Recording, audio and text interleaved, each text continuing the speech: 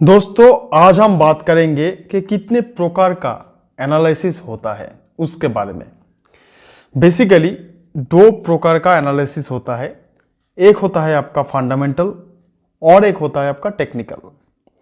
आज हम डिटेल में समझेंगे कि इन दोनों के बीच यानी कि फंडामेंटल्स और टेक्निकल्स, इन दोनों के बीच क्या डिफरेंसेस है।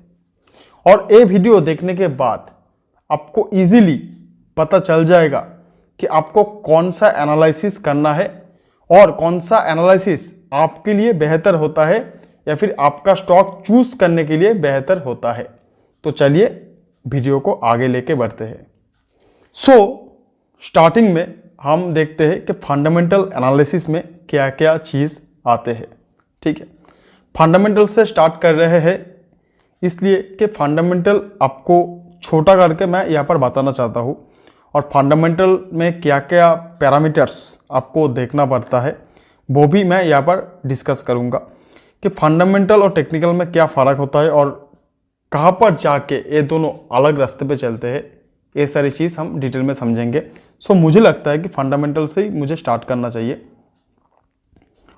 बेसिकली फंडामेंटल्स में आपको कंपनी जो है उसको देखना पड़ता है कि कंपनी कौन सा है और कंपनी का जो बिजनेस है वो कैसे रन हो रहा है और कंपनी का सेक्टर जो है उसे भी आपको देखना पड़ता है और ओवरऑल कंपनी का जो मैनेजमेंट है, प्रोमोटर्स है, वो कैसे उसका जो बिजनेस है वो रन कर रहा है उसके ऊपर आपको फोकस करना पड़ता है फंडामेंटल्स में। यह है प्राइमरी चीज़ फंडामेंटल्स का कि कंपनी को देखना पड़ता है, कंपनी का बिजनेस कैसे चल रहा है उसको देखना पड़ता है, कंपनी का सेक्टर जो है यानी कि बैंकिंग सेक्टर या फिर पर्सनल हेल्थ केयर का सेक्टर, ठीक है, एफएमसीजी सेक्टर, ऐसे ही सेक्टर को देखना पड़ता है और ओवरऑल जो उस कंपनी का पर्टिकुलर जो मैनेजमेंट है उसे आपको देखना पड़ता है। ये देखने के बाद आपको कुछ मैथमेटिकल मॉडल्स या फिर मैथमेटिकल इक्वेशन या फिर कुछ मैथमेटिकल रेशियोज को आपको देखना पड़ता है। फॉर एग्जांपल आपका हो जाता है पी रेशियोज यानी कि प्राइस टू अर्निंग रेशियोज, यानी कि स्टॉक का जो प्राइस है उस हिसाब से स्टॉक के ऊपर कितना अर्निंग हो रहा है वो देखना पड़ता है। Price to book value ratios यानी कि पी टू बी, P/B, ठीक है, बुक वैल्यू,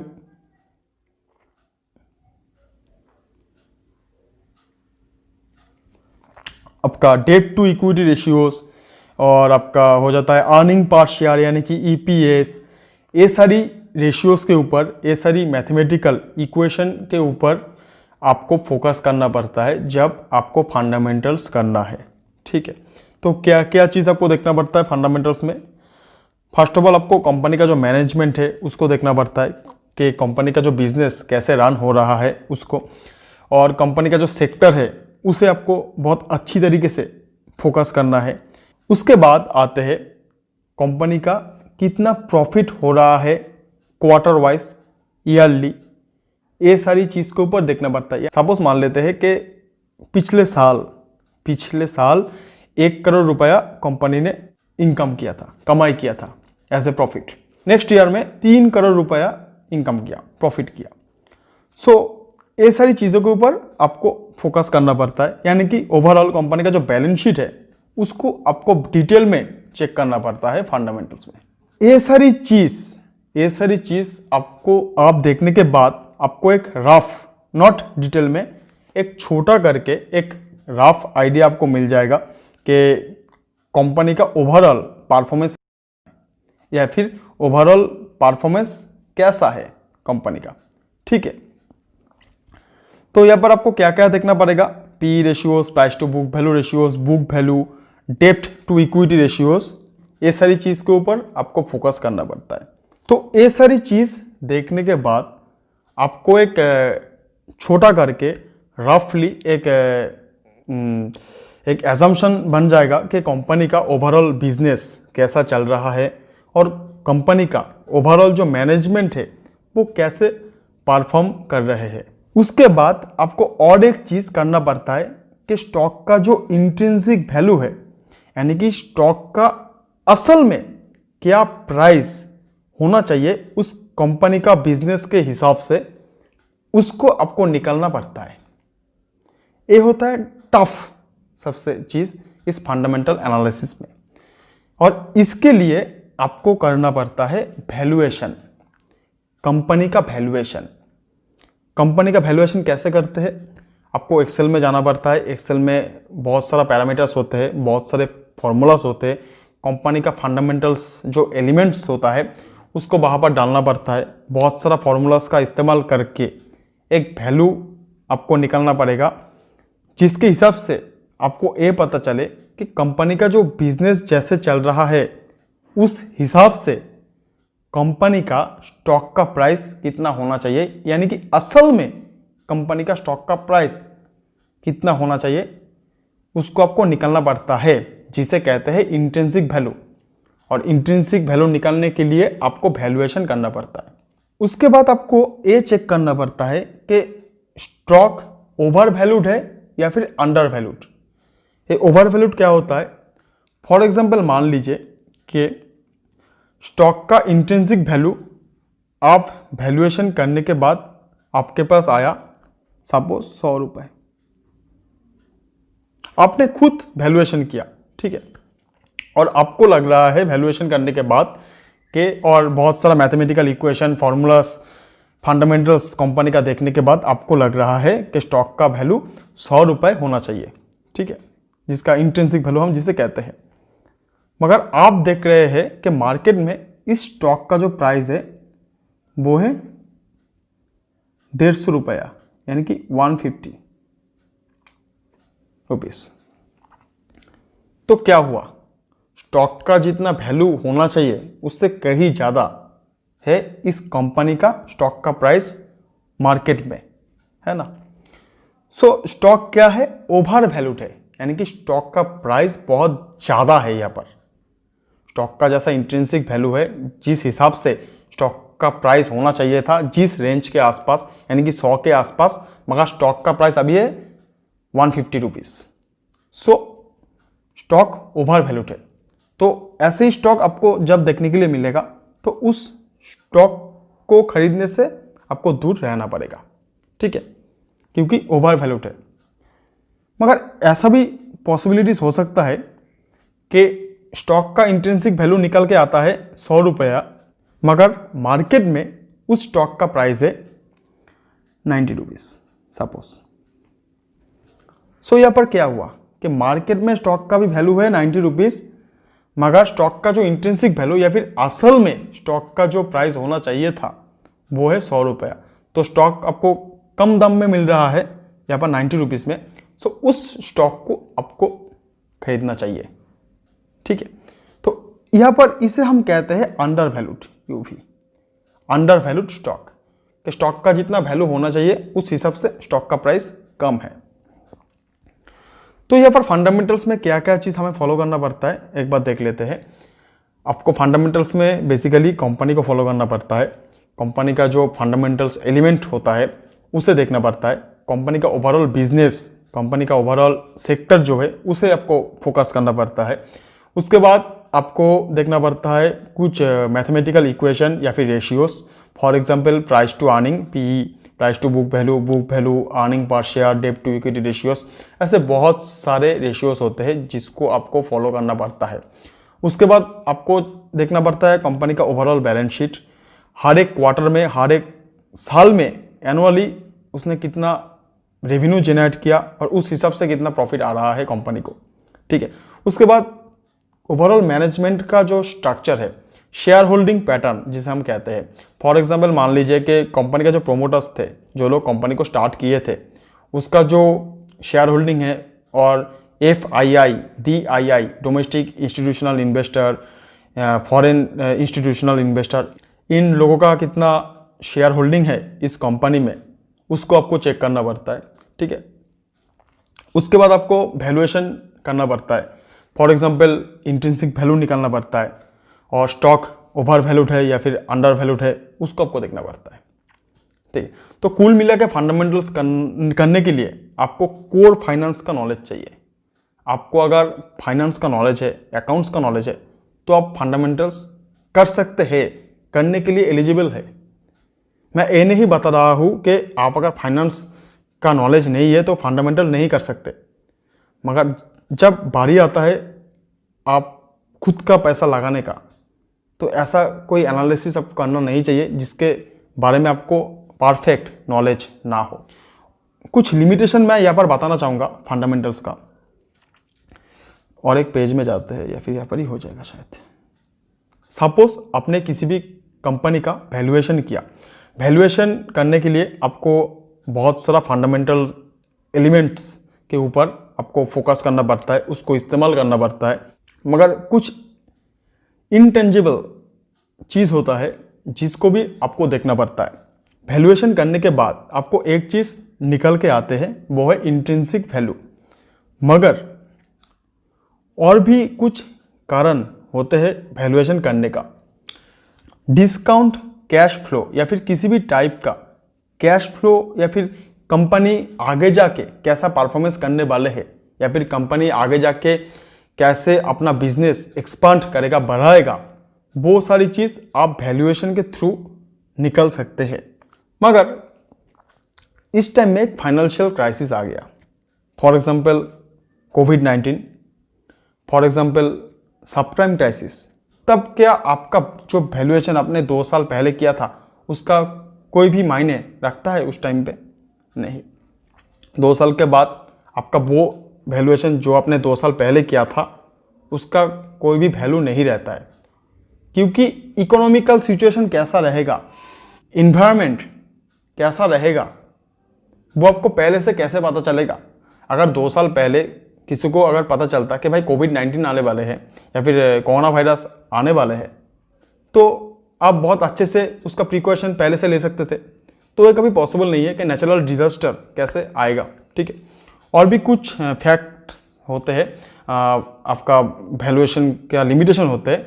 फॉर एग्जांपल मान लीजिए कि अभी हमारा जो गवर्नमेंट है यानी कि सरकार, वो एनडीए का सरकार चल रहा है। वो लोग बेसिकली ऑनलाइन पोर्टल को बहुत ज़्यादा सपोर्ट करते हैं। फॉर एग्जांपल ई कॉमर्स, वो लोग चाहते हैं कि ई कॉमर्स के माध्यम से सबसे ज़्यादा मार्केट में ट्रांजैक्शन हो।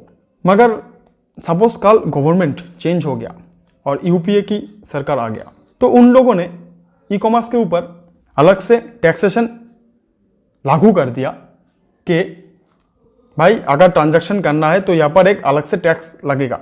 तो ऑटोमेटिकली जो भी कंपनी या फिर जो भी ऑनलाइन पोर्टल स्टॉक मार्केट में अवेलेबल है या फिर लिस्टेड है, उन लोगों के इनकम स्टेटमेंट के ऊपर एक अलग से एक टैक्सेशन लगेगा जो एक्सपेंस की दौर पे वहाँ से डिडक्शन होगा, ठीक है।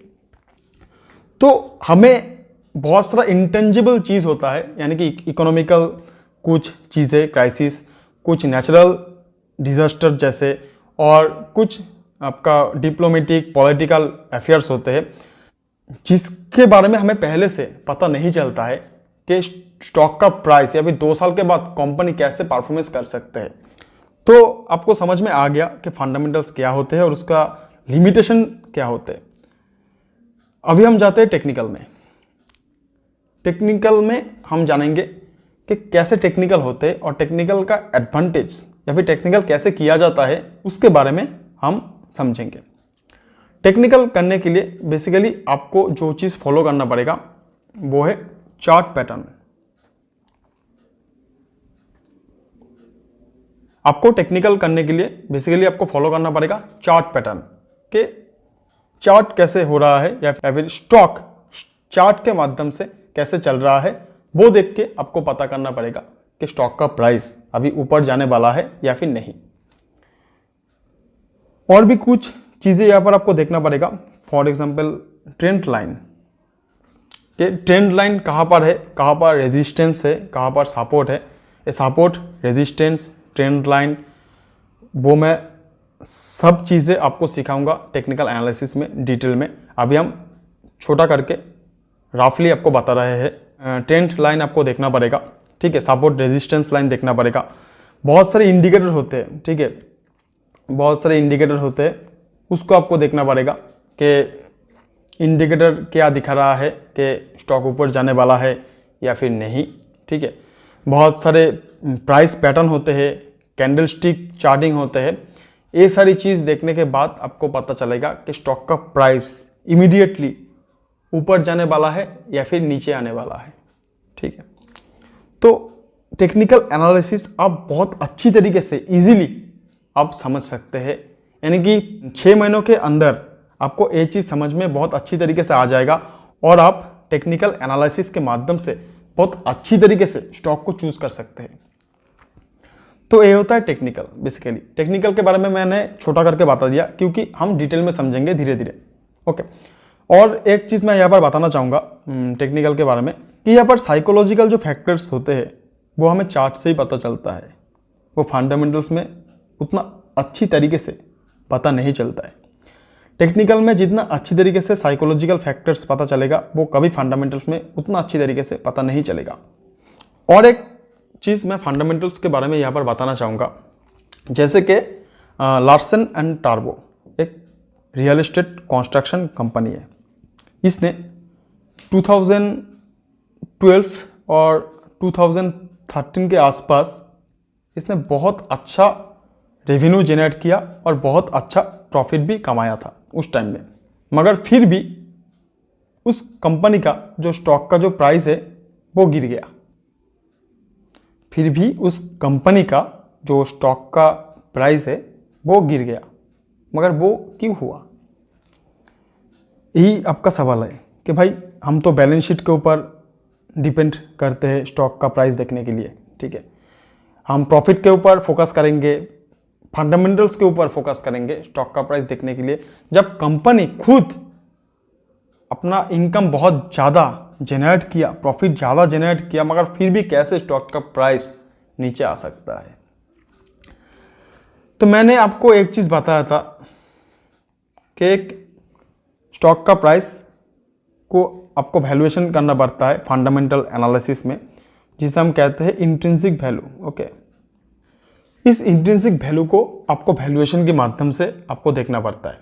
स्टॉक का इंट्रिंसिक वैल्यू अगर निकल के आते हैं 100 रुपया, मगर मार्केट में स्टॉक का जो प्राइस है वो आप देखते हैं कि 150 है। ठीक है, सो स्टॉक ओवर वैल्यूड है, यानी कि स्टॉक का जो प्राइस होना चाहिए उससे कहीं ज़्यादा है। तो कंपनी कितना प्रॉफिट कमाए या फिर कितना भी अर्निंग क्यों करना ले, अगर स्टॉक ओवर वैल्यूड है तो ऑटोमेटिकली स्टॉक का जो प्राइस है वो नीचे जाने वाला है, वो ऐसे नीचे जाने वाला है। ठीक है, सो मैंने यहाँ पर यही चीज़ दिखाने की कोशिश किया कि कंपनी जैसे परफॉर्मेंस कर रहा है हर वक्त उस हिसाब से स्टॉक का प्राइस मूवमेंट नहीं करता है। कंपनी जैसे परफॉर्मेंस कर रहा है उस हिसाब से हर वक्त स्टॉक का प्राइस मूव नहीं करता है। कभी कभी ऐसा भी सिचुएशन आ जाता है लार्सन एंड टार्बो की तरह। ठीक है, तो फंडामेंटल्स का ये भी एक लिमिटेशन होता है। और भी एक चीज़ यहाँ पर मैं दिखाऊंगा आपको, वीडियो थोड़ा लंबा होने वाला है।